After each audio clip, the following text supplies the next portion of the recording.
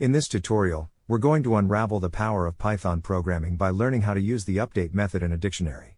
Python's dictionary update method updates the dictionary with elements from another dictionary object or from an iterable of key-value pairs. Now, let's dive in.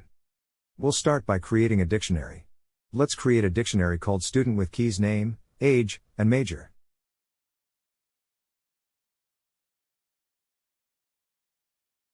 Now, let's use the update method to add a new key-value pair to our student dictionary.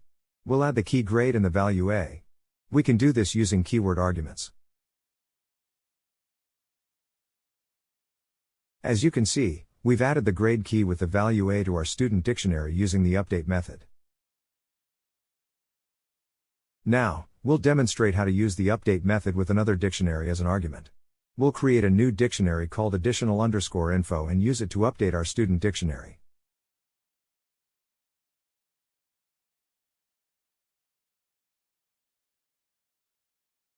We have now successfully added the state and college keys and their respective values to our student dictionary using another dictionary as an argument to the update method.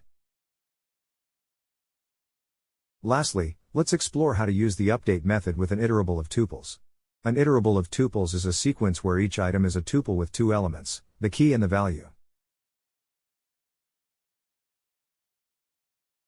Here we have updated our student dictionary with GPA and year using an iterable of tuples as an argument. And there you have it. We've covered how to use the update method with keyword arguments, another dictionary, and an iterable of tuples.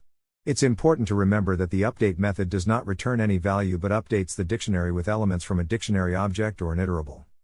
Remember, the best way to learn programming is by doing.